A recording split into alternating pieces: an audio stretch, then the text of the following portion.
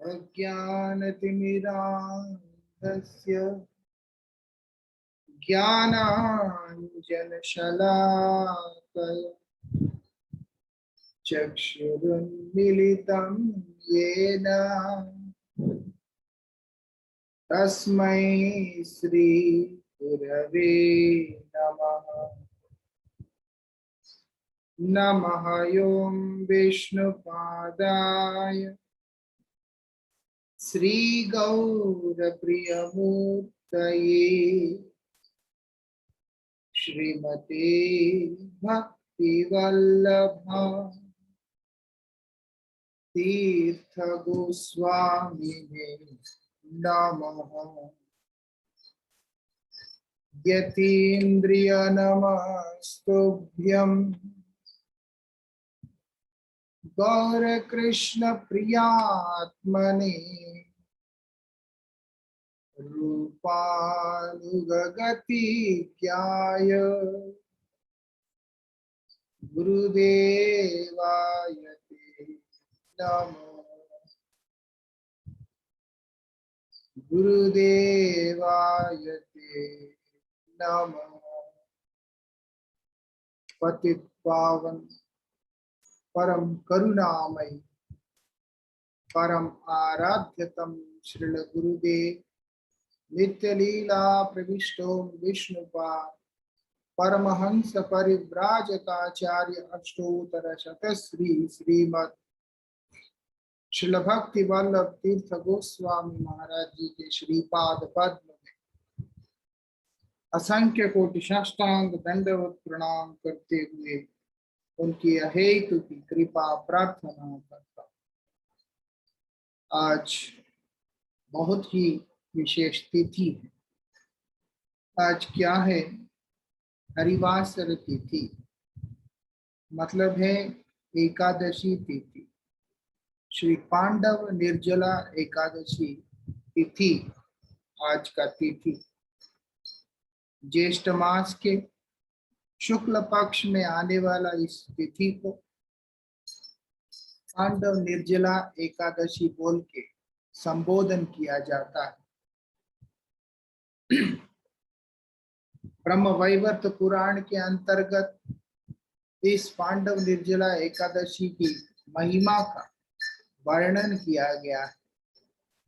किसके द्वारा? व्यास जी के द्वारा। श्री कृष्ण द्वैपायन वेदव्यास जी ने इस निर्जला एकादशी की महिमा को वर्णन किया। एकादशी क्या है? बोलते हैं हरिवासर तिथि। एक ऐसी तिथि जिसके द्वारा भगवान को सहजता से अपनी ओर आकर्षित किया जा सकता है। एक ऐसा तिथि जिसके पालन करने पर जो ब्रह्म मतलब भगवान जो किसी के द्वारा वशीभूत नहीं होते, वो भी उस साधक के लिए अत्यंत सुलभ हो जाते हैं। क्यों? क्योंकि वो साधक का विशेषता नहीं है, वो विशेषता उस तिथि का है। और साधक का यही सौभाग्य है कि वो उस तिथि का पालन कर पा रहा है। इसीलिए श्री चैतन्य महाप्रभु अपने प्रकट लीला के अंतर्गत श्रीवास अंगन में इस संकीर्तन रास यात्रा का आरंभ किया था। क्या बोलते हैं? श्री हरिवासरे हाय हरि कीर्तन विधान। हरिवासर तिथि एकादशी के दिन करणीय कर्तव्य क्या है? क्या विधान दिया है? हरि कीर्तन विधान। इसलिए महाप्रभु ने क्या किया? पुण्यवंत श्रीवास अंगने शुभारंभ। भाग्यवान श्रीवास पंडित के घर में श्री चैतन्य महाप्रभु ने इसका शुभारंभ किया। क्या हो रहा है? उठीला कीर्तन ध्वनि, संकीर्तन का ध्वनि जो है भगवान के दिव्य नाम का, वो चारों तरफ गूंज रहा है। हरि कीर्तन विधान होने के कारण क्यों? एकादशी तिथि के दिन जो कोई भी व्यक्ति भगवान के दिव्य नाम को स्मरण करता है, एकादशी तिथि के दिन जो कोई भी भगवान की आराधना करता है, क्या बताते हैं कि करोड़ों गुना अधिक फल उस साधक को सहजता से प्राप्त हो जाता है। हमने इसके संबंध में अनेक बार श्रवण किया। परमाराध्य श्री गुरु महाराज जी इस बात को बतलाते हैं कि निकट में वास करने वाले जितने भी भक्तगण हैं, वो सब मठ में प्रतिनित्य दर्शनाभिलाषी होकर के आ रहे होते हैं, लेकिन जिस दिन बिना किसी उत्सव के मठ के अंदर श्रीमठ में अगर बहुत सारे भक्तों का आगमन हुआ है, तो आपको समझना होगा आज निश्चित रूप से एकादशी तिथि है। श्री गुरुदेव इस बात को बतलाते हैं, गुरु स्थान में रहकर, विशेष करके भगवत धाम में रहकर जो कोई भी व्यक्ति इस एकादशी का व्रत पालन करता है, वो परम सौभाग्यशाली होता है। इसीलिए एकादशी की इतनी महिमा है। श्रीमती राधिका जी स्वयं श्री कृष्ण विरह में विह्वल गोपियों को उपदेश देती हुई कहती है कि किसी भी प्रकार की चिंता ना करो, केवल मात्र एकादशी व्रत को नियमित रूप से पालन करो। उसी से मैं आप लोगों को बतला रही हूँ, मेरे वचनों पे संशय नहीं करना, श्री कृष्ण तुम्हारे वशीभूत हो जाएंगे। तो भगवान को वशीभूत करने के लिए, भगवान को अपना प्रियतम बनाने के लिए, भगवत सेवा में स्वयं को समर्पित करने के लिए शास्त्रों के द्वारा निर्दिष्ट जिन साधनों का वर्णन है, उनमें से श्री हरिवासर तिथि मुख्य रूप से माना गया है।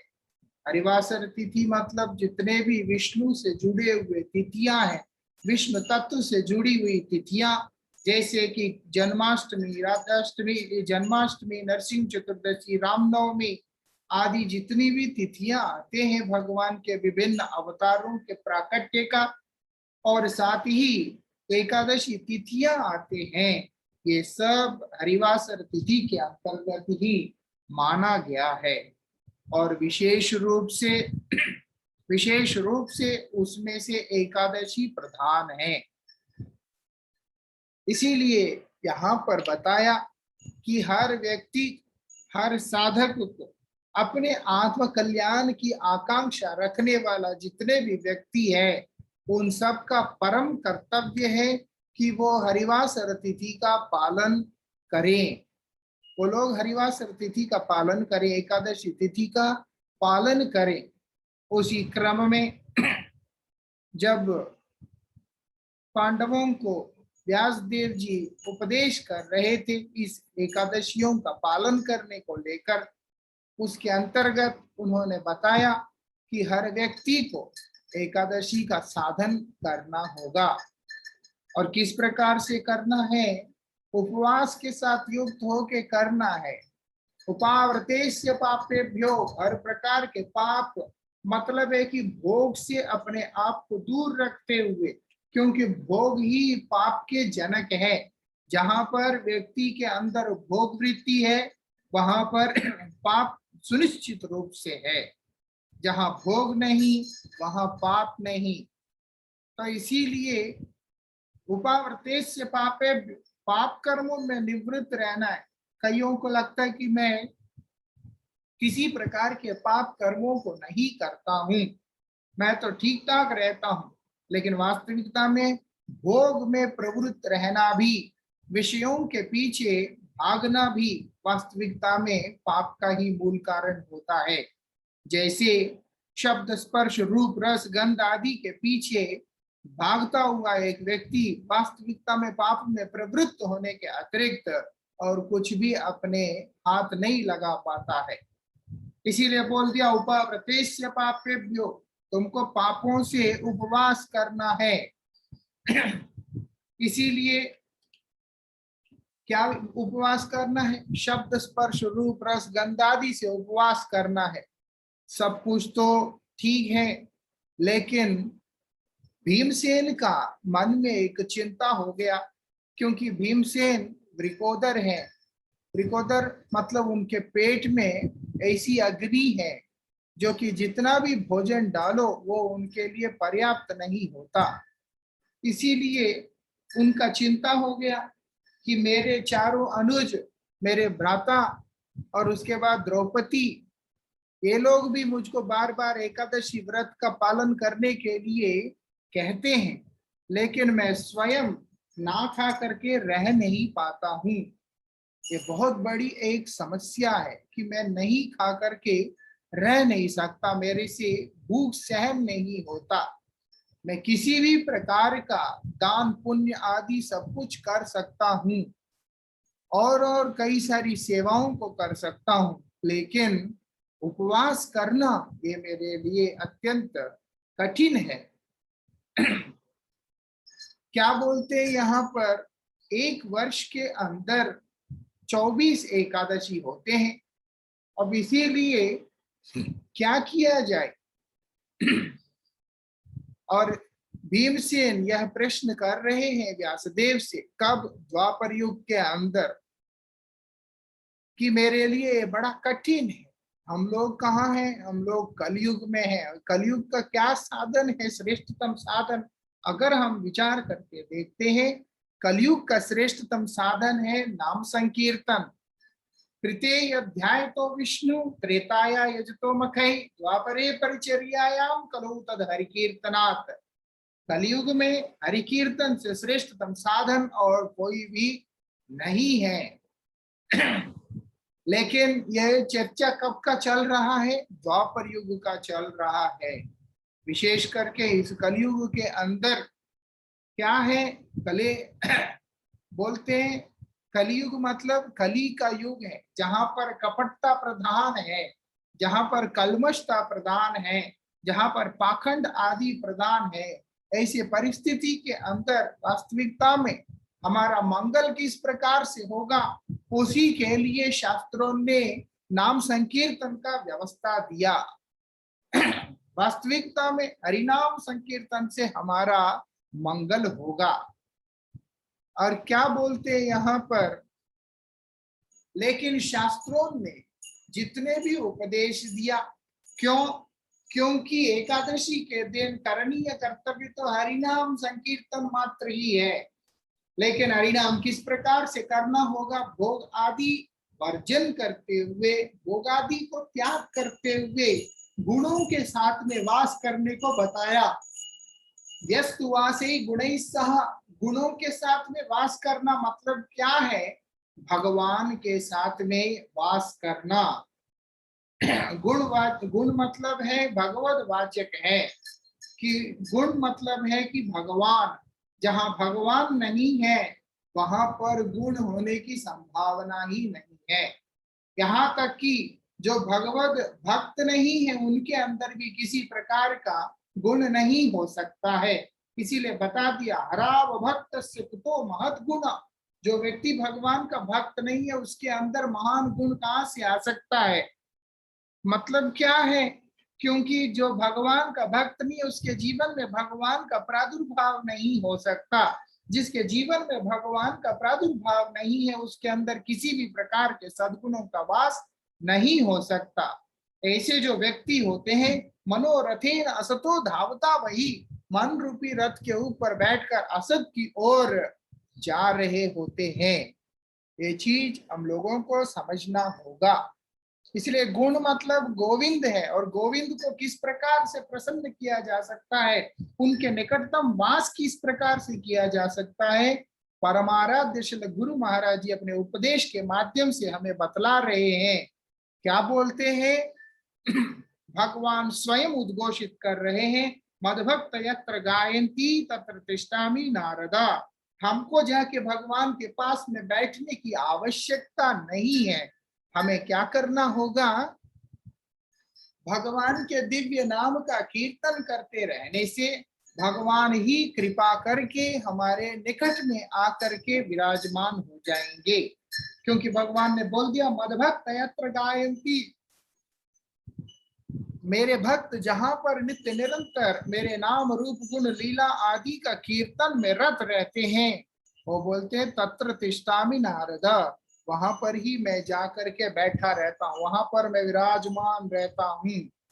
ये विशेषता है, यही विशेषता है।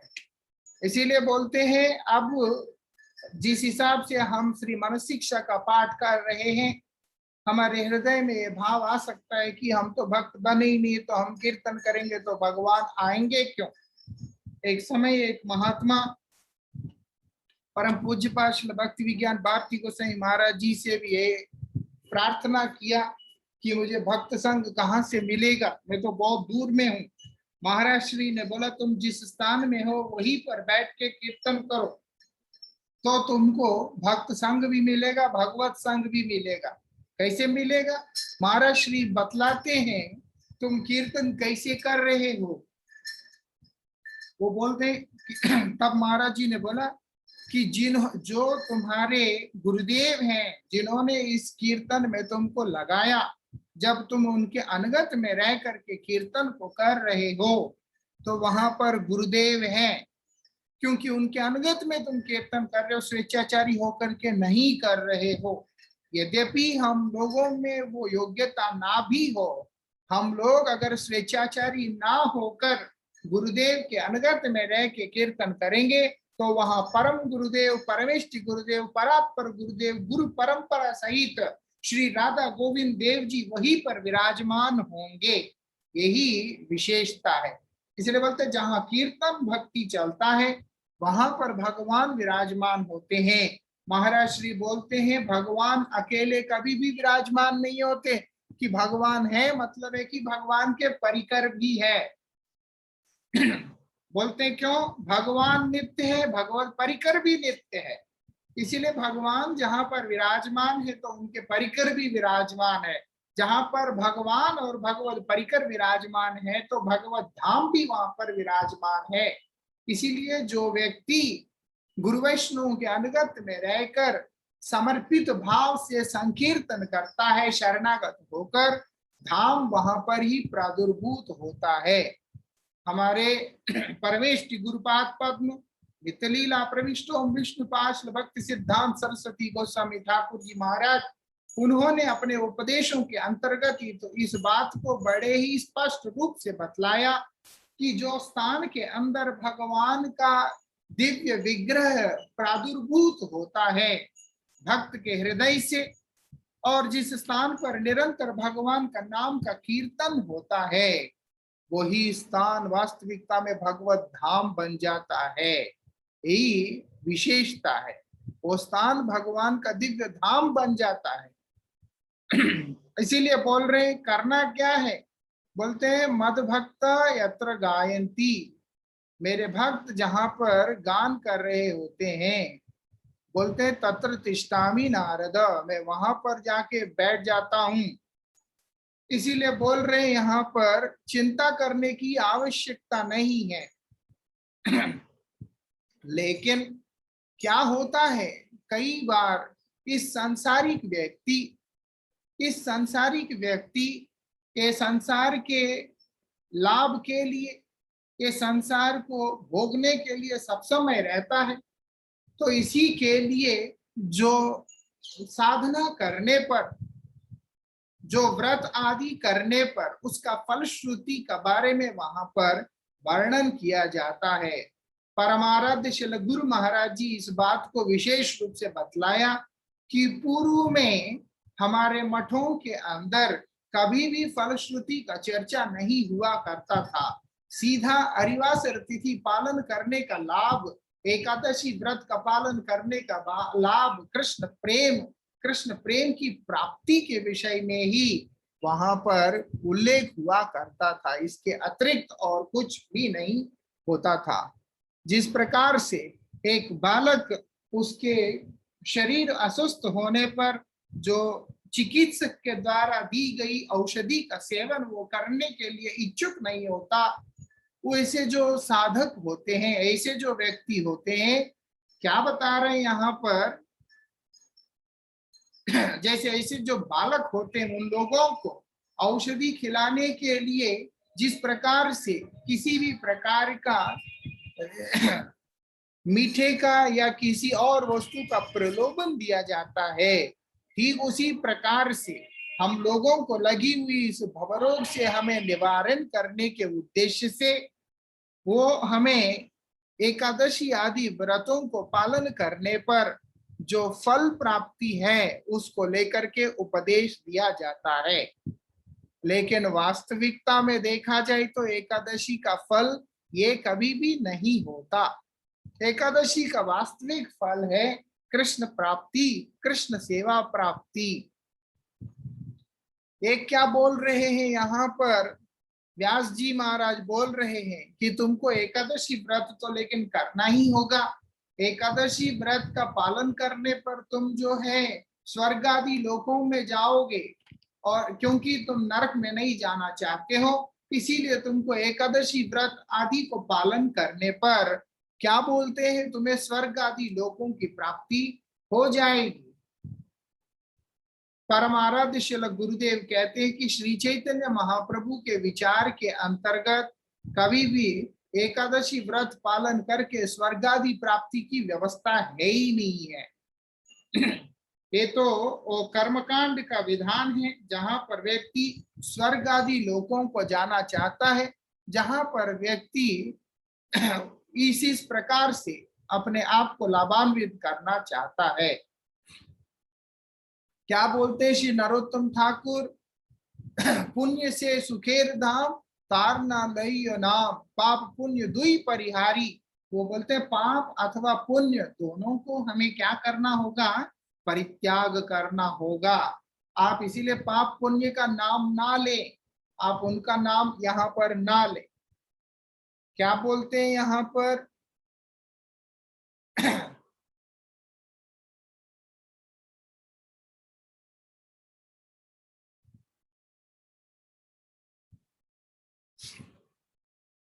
बोलते हैं इसीलिए भीमसेन कोई साधारण व्यक्ति नहीं है। भीमसेन तो कोई साधारण व्यक्ति नहीं है, लेकिन जगत को शिक्षा दे रहे हैं, जगत को शिक्षा दे रहे। क्या बता रहे हैं आगे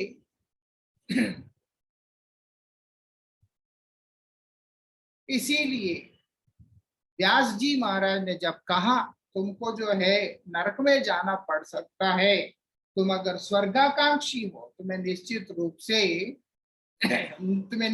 से एकादशी व्रत पालन करना होगा। लेकिन हम जानते हैं भीमसेन कोई साधारण व्यक्ति नहीं, उनको स्वर्ग नरक का भय क्या है, वो सब तो उनके अंदर तो है ही नहीं। वो तो हमें शिक्षा देने के लिए, भक्त कैसे होते हैं, भक्तों का विचार अलग ही होता है। वो कैसे होते हैं, न धनम न जनम न सुंदरीम कविताम व जगदीश कामये, मम जन्मनि जन्मनीश्वरे भवतात भक्ति रहे तुकी त्वयि। वो तो कुछ भी नहीं चाहते, धन नहीं चाहते, जन नहीं चाहते, कुछ भी नहीं चाहते। वो इस संसार का कोई भी वस्तु चाहते ही नहीं है। वो क्या चाहते हैं, भवतात भक्ति रहे तुकी त्वयि, आपकी एकांतिक भक्ति। बोलते सिर्फ मुझे वही चाहिए और कुछ चाहिए नहीं है। इसीलिए श्री गुरु महाराज जी अक्सर बोलते हैं कि सब बाहर से बोलने से नहीं होगा, अंदर से बोलना होगा। ये सब अंदर से बोलना होगा, हृदय से बोलना होगा। जब तक एक साधक अपने हृदय के अंदर से इस बात को नहीं बोलता है, तब तक वास्तविकता में उसका लाभ होने वाला नहीं है। हम लोग ऊपर ऊपर से बोलें और अंदर में प्रापंचिक लाभ आदि के लिए ललायित रहे, वो ठीक नहीं होता।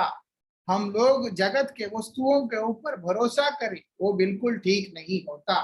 जिस प्रकार श्री सनातन गोस्वामी के जो सेवक था ईशान, जो कि सनातन गोस्वामी के साथ में आया, वो सारी स्वर्ण मुद्राओं को वहां पर डाकुओं को दे देता है, लेकिन एक फिर भी अपने पास रख लेता है, जिससे सनातन गोस्वामी उसके ऊपर प्रसन्न नहीं होते। बोलते तुम्हें अभी भी भगवान रक्षा करेंगे ये विश्वास नहीं, तुम्हारे अंदर विश्वास अभी भी यही है कि तुम्हें ये अशर्फियां रक्षा करेंगे, ये स्वर्ण मुद्राएं तुम्हारा रक्षा करेंगे। यद्यपि सनातन गोस्वामी प्रधानमंत्री रहे हैं और कितना धन को देखा, कितना कुछ देखा, लेकिन आज वो भिक्षुक बनकर प्रेम के अनुसंधान में, कृष्ण के अनुसंधान में वहां पर निकल कर श्री कृष्ण की ओर गमन कर रहे हैं। इसीलिए उन्होंने ईशान को वही से वापस भेज दिया, क्योंकि जिसके अंदर भगवान रक्षा करेंगे ये विश्वास ही नहीं है, वो व्यक्ति भगवत कृपा को किस प्रकार से लाभ कर पाएगा। आगे क्या बोलते हैं, आगे क्या बोलते हैं, ये इतने आसान बात नहीं है कि भाई मुझे इस संसार का किसी भी प्रकार का भोग नहीं चाहिए, कुछ भी नहीं चाहिए, इस प्रकार की जो चिंतन है वो साधारण बात नहीं है। उसके लिए बहुत बड़ा साधना चाहिए होता है। इसीलिए बोलते हैं यहाँ पर कि भक्ति विनोद ठाकुर क्या क्या बता रहे हैं, बोलते जब मैंने अपने आप को और चीजों के भरोसा छोड़कर आपके श्री चरणों का आश्रय ले लिया, तब मैं वास्तविकता में परम सुखी हो गया, मैं परमानंद में डूब गया। क्यों? मेरे जीवन के हर प्रकार का दुख से मैं निवृत्त हो गया, हर प्रकार की चिंता से मैं निवृत्त हो गया, और चारों तरफ मुझे केवल आनंद ही दिखलाई पड़ रहा है, चारों तरफ मुझे आनंद ही दिखलाई पड़ रहा है। ये विशेषता है, मुख से बोलने से नहीं होगा। जब हम लोग हृदय से बोलेंगे तब भगवान हमारे हृदय में आविर्भूत हो जाएंगे, और जब भगवान का आंशिक रूप से भी अगर हमारे हृदय के अंदर आविर्भाव हो गया तो क्या होगा, इस संसार के साथ हमारा जो संबंध है वो तुरंत ही नश्वर हो जाएगा, नाश हो जाएगा, समाप्त हो जाएगा। हम लोगों को वास्तविकता में ये संसार को हमारे अंदर से निकाल के फेंकने का भी जरूरत नहीं पड़ेगा। अगर हमारे हृदय में इच्छा है, अगर हम अपने हृदय से बोलते हैं, तो भगवान उस शुद्ध हृदय को जानकर वो उसमें प्रवेश करेंगे। जैसे हम लोग कल श्रवण कर रहे थे, प्रतिष्ठा रूपी आशा दृष्टा स्वपच रमणी, वो क्या कर रही है, मेरे हृदय में नर्तन कर रही है, मैं अपने प्रयास से उसको निकाल नहीं सकता, तो मुझे क्या करना होगा। वो बोलते हैं सदातम सेवस्य प्रबुदित सामंत मतुलम, श्री चैतन्य महाप्रभु के सेना के सामंतों को मुझे क्या करना होगा, उनके आश्रय लेना होगा। वो लोग क्या करेंगे, मेरे ऊपर कृपा करेंगे और उसको निकाल करके बाहर फेंकेंगे। ये विशेषता है। इसीलिए यहाँ पर बोल रहे प्रार्थना करो, तुम प्रार्थना करो, हृदय से प्रार्थना करो, तब क्या होगा, भगवान कृपा करके पधारेंगे। नाति दीर्घेन कालेन भगवान विशते हृदय, भगवान अधिक समय नहीं लेंगे और आकर हमारे हृदय में आके विराजमान हो जाएंगे। ये श्रील गुरु महाराज जी यहाँ पर बतला रहे। अब क्या बताया यहाँ पर, वेदव्यास मुनि बोल रहे हैं, तो भीमसेन उनके आगे कह रहे हैं कि मैं किसी भी प्रकार से सारी एकादशियों को करने में समर्थ नहीं हूं। तब व्यास जी ने उनसे उनसे कहा कि देखो, ज्येष्ठ मास के शुक्ल पक्ष की जो एकादशी तिथि है उसी को निर्जला एकादशी कहते हैं, इसको तुम पालन करो। इसको अगर तुम पालन करोगे, और बोलते क्या बोल रहे हैं यहाँ पर, उस दिन तुमने जल आदि भी, मतलब तुमने क्या करनी है, ये जो उस दिन तुमने जल का एक बूंद भी स्वीकार नहीं करना, पानी नहीं पीना, उससे अन्य सारी एकादशियों को पालन करने का जो लाभ है वो तुम्हें प्राप्त हो जाएगा।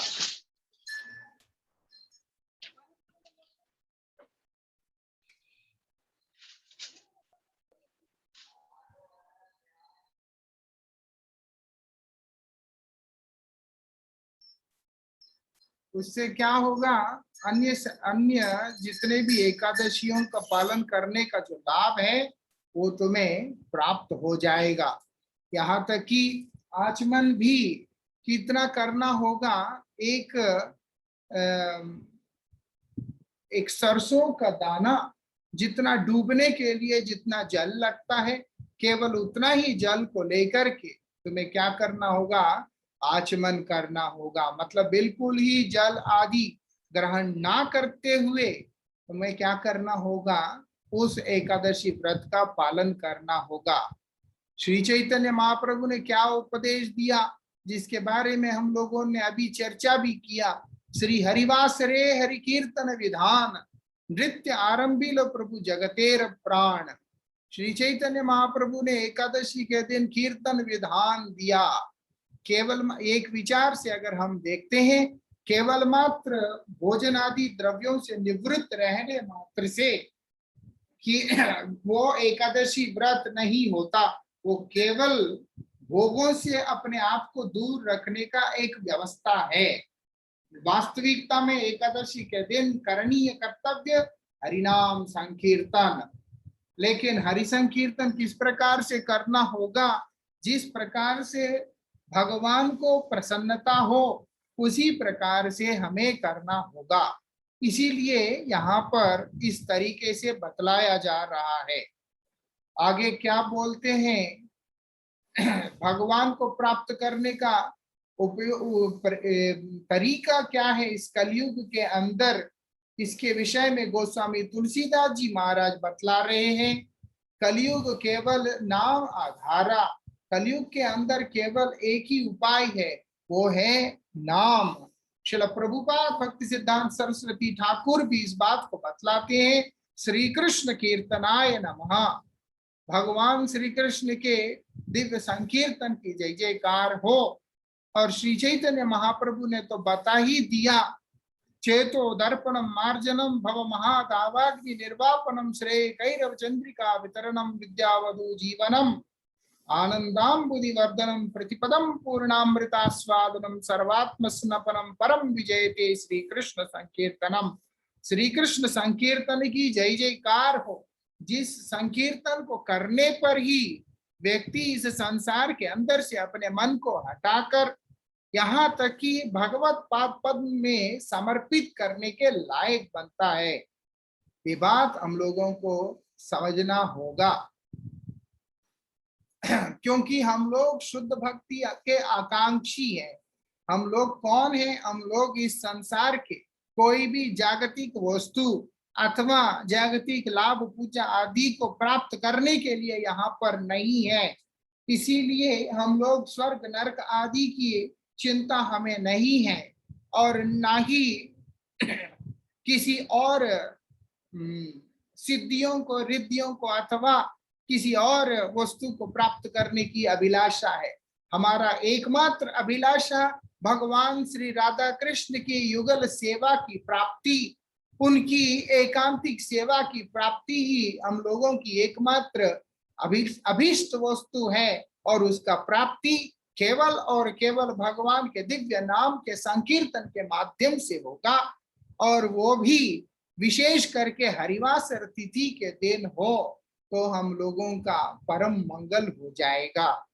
यही उपदेश श्रील गुरुदेव यहाँ पर हमें बतला रहे हैं कि इसीलिए इसका नाम जो है पांडव निर्जला एकादशी हुआ। वैसे तो ये निर्जला एकादशी है, अलग अलग एकादशियां हैं जैसे जया विजया आदि एकादशी, सफला एकादशी, इस तरह से बहुत सारी जो 24 एकादशियां हैं उसी के अंतर्गत ये भी निर्जला एकादशी है। भीमसेन को लक्ष्य करके बतलाने के कारण ये पांडव निर्जला एकादशी के नाम से भी ख्याति प्राप्त हुआ है। एकादशी में कभी ये नहीं होता कि ये एकादशी बड़ी है या ये एकादशी छोटी है। जिस प्रकार से तुलसी जी के पत्र के अंदर जितने भी तुलसी जी के पत्ते हैं वो सब एक समान है, छोटा हो बड़ा हो कोई भी हो। उसी प्रकार से एकादशी मतलब एकादशी है।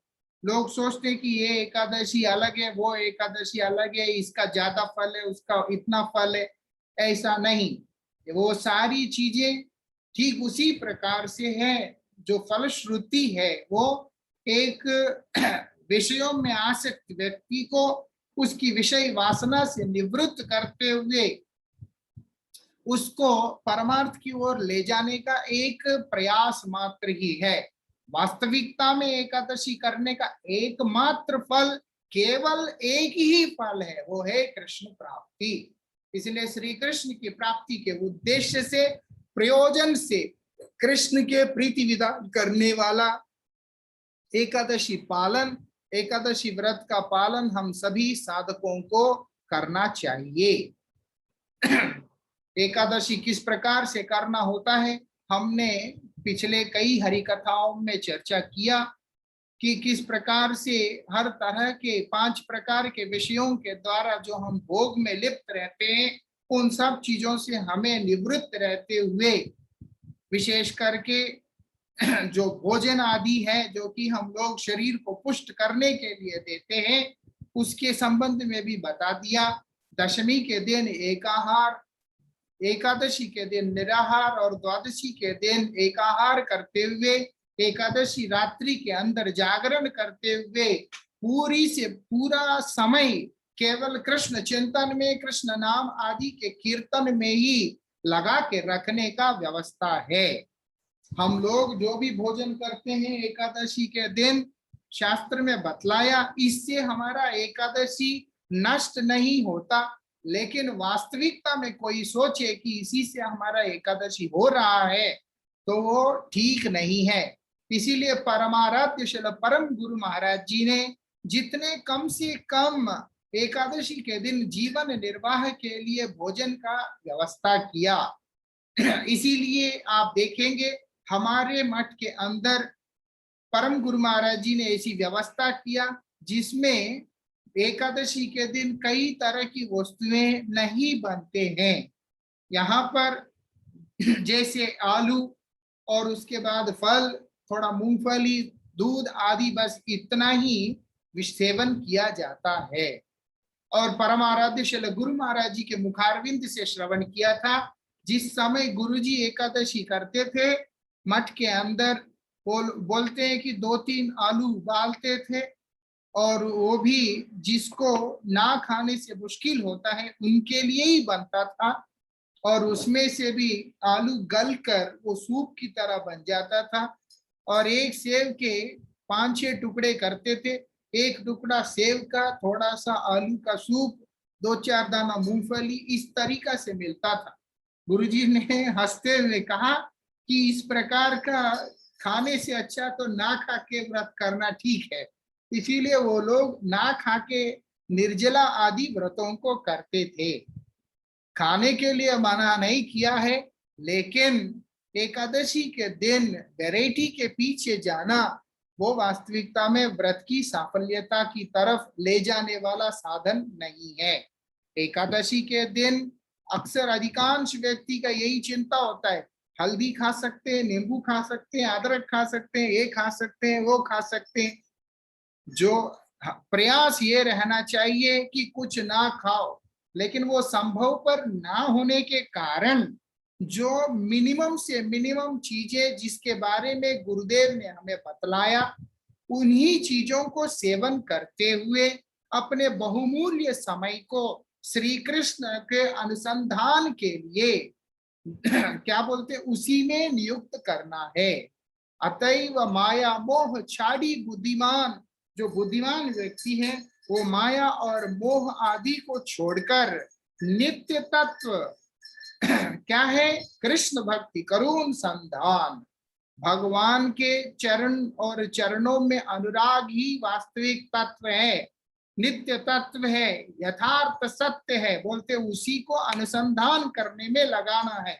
वो अनुसंधान करने का प्रक्रिया हमारे आचार्यों के द्वारा बतलाया हुआ इस कलयुग के अंदर वो है नाम संकीर्तन, भगवान का दिव्य नाम संकीर्तन, उसी को हम लोगों को करना होगा। आज योग दिवस भी है, अंतरराष्ट्रीय योग दिवस है आज, वो भी है। एकादशी तो हमारा वैदिक तिथि, उसके साथ में इंटरनेशनल योगा डे है आज। वास्तविकता में ये अब शुरू हुआ, लेकिन हमारे पूर्वज, हमारे ऋषि मुनि, ये लोग कोई डे नहीं मनाते। उनके लिए हर चीज पर एवर होता है। ये पश्चिम देश के अंदर, ये पश्चिमी सभ्यता के अंदर किसी एक वस्तु के प्रति उनका मन को नियोजित करके रख पाना संभव ना होने के कारण वो लोग साल में कोई एक आध दिन इस प्रकार से मनाते हैं। जैसे कल परसों फादर डे भी हुआ, फादर डे भी हुआ। ये लोग फादर डे मनाया, ब्रदर डे मनाया, ना जाने क्या क्या दुनिया भर के डे मनाते रहते हैं। और अभी जो है योग दिवस मना रहे हैं, लेकिन हमारे आचार्य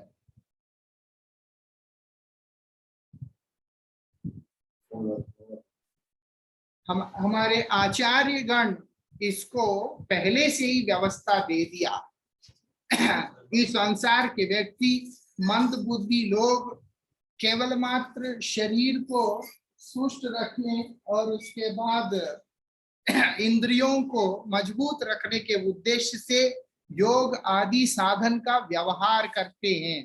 इसीलिए क्रिया योग, हठ योग, अष्टांग योग, ना जाने दुनिया भर के कई तरह के योगों को ये लोग पालन कर रहे होते हैं। लेकिन अगर हम भगवत गीता के विचार से देखते हैं, योग मतलब है मिलन। योग मतलब वास्तविकता में है मिलन। जहां पर दो वस्तु है, उन दो वस्तुओं का परस्पर मिलन जो है वो योग है। और मिलन इस प्रकार से है कि वो मिलन के अंदर एकता है, वो मिलन के अंदर भिन्नता नहीं है। इसीलिए मिलना मतलब ऐसे होता है कि मिलना, वहां पर कभी अलग होने का कोई जगह ही नहीं रहता है। ये हम लोगों को समझना होगा। भगवत गीता के अंदर योग संबंध में बता दिया। क्या बोलते हैं? तपस्वीभ्यो अधिको योगी ज्ञानीभ्यश्च मतोधिक कर्मीभ्यश्च अधिको योगी तस्माद् योगी भवार्जुन। जो लोग केवल शरीर को ठीक रखने के लिए, इन चीजों के लिए योग साधन करते हैं, वो बोलते हैं वो तो मंद बुद्धि वाले लोग हैं। वो तपस्या है, जहां पर शरीर को संयमित करते हुए साधन करना, वो बोलते हैं उससे भी श्रेष्ठ होता है योगी। इसीलिए जो तप करने वाला व्यक्ति है उसको योगी की श्रेणी में नहीं गिना गया। उसके बाद बोलते हैं ज्ञानी भ्यश्च मतोधिक, और ज्ञानी से भी श्रेष्ठ होता है योगी। जो ज्ञान योग को अवलंबन करने वाले व्यक्ति होते हैं, वो बोलते हैं उससे भी श्रेष्ठ माना गया है। क्या बोल रहे हैं वहां पर? ज्ञानीभ्यश्च मतोधिक, वो बोलते जो ज्ञानी लोग होते हैं, जो मोक्ष आदि अनुसंधान कर रहे होते हैं, उनसे भी श्रेष्ठ होते हैं योगी। और उसके बाद बोलते कर्मीभ्यश्च अधिको योगी, वो बोलते हैं सत्कर्मों में अथवा सकाम कर्मों में अथवा निष्काम कर्म में प्रवृत्त होने वाले जो कर्मयोगी, उनसे भी श्रेष्ठ होते हैं। इसीलिए भगवान बोलते तस्माद् योगी भवार्जुन, तुम इस प्रकार का योगी बनो। कौन सी योगी बनना होगा? योगी नाम अपनी सर्वेशाम मद्गतेन अंतरात्मना, जितने भी अपने आप को योगी कहलाने वाले व्यक्ति हैं, सर्वेशाम उन तमाम योगियों में, मद्गतेन अंतरात्मना, जो मुझ में ही अपनी अंतरात्मा में केवल मेरे ही चिंतन में, मेरे ही सेवा में डूबकर श्रद्धावान भजते यो माम, जो श्रद्धा संयुक्त होकर जो नित्य निरंतर मेरे ही भजन में रत रहता है, वही वास्तविकता में योगी है। उसी को मैं योगी मानता हूं। ऐसे जो योगी होता वो नित्य योगी होता है। आदि योगी भगवान स्वयं है, और वही इसीलिए भगवान का एक नाम योगेश्वर है, वो आदि योगी है। यहाँ तक कि भगवान नरसिंह रूप धारण करने के बाद भी योग साधना को करते हुए दिखलाई देते हैं, इसीलिए उनका एक नाम हुआ योगानंद नरसिंह। इसीलिए योग जो है मिलन का एक क्रिया है, जहां पर भक्त भगवान के साथ मिलन का एक क्रिया है, जहां पर भक्त अपने अंतरात्मा में केवल भगवान को रख के भगवान की सेवा को ही मुख्य उद्देश्य बनाकर अपने जीवन को यापन करता है। बाकी जितने भी व्यक्ति योग दिवस के नाम पे साल में एक दिन जो भी कर रहे होते हैं वो ठीक है, शरीर के लिए ठीक है, लेकिन वास्तविकता में वो जब तक कि अपने जीवन में पराकाष्ठा में नहीं आता है, जो सर्वश्रेष्ठ रूप से नहीं आता है, तब तक हमारा कभी भी योग नहीं हो सकता। योग मतलब है कि भगवान के साथ में मिलन। जब उनके साथ में हमारा मिलन नहीं होगा, वही अन्य साधनों को लेने मात्र से भी हमारा किसी भी प्रकार से लाभ होने वाला नहीं है, क्योंकि भगवान स्वयं बता दिया, समयुक्त तमो मत, मेरा यही मत है, श्रद्धावान भजते यो माम, श्रद्धा संयुक्त होकर के जो व्यक्ति मेरा भजन में लीन रहता है, वास्तविकता में उसी को मैं सर्वश्रेष्ठ योगी के रूप में मानता हूं। इसका मतलब ये नहीं है कि जो अन्य साधन है उनको तिरस्कार किया गया है। शरीर भी ठीक रहना जरूरी है, लेकिन हमेशा हमें इस चीज को समझना होगा कि गुरुतर वस्तु क्या है, सर्वश्रेष्ठ वस्तु क्या है, चरम प्रयोजनीय वस्तु क्या है, हमारा गोल क्या है, उसी को हमने एम करना है। इसीलिए ये योग दिवस सिर्फ दिवस होकर के ना रहे, हर पल हर क्षण हमारा जीवन का हिस्सा बनकर हम लोग हमेशा भगवान जिस प्रकार के योग हमें करते हुए देखना चाहते हैं, ऐसा योगी हम लोग बने, यही मैं प्रार्थना करता हूं। और आप सबका एकादशी व्रत सुंदर तरीका से हो, यही प्रार्थना करता। वांछा कल्पतरुभ्यश्च कृपा सिंधुभ्य एव च पतितानां पावनेभ्यो वैष्णवेभ्यो नमो नमः। ओम अज्ञान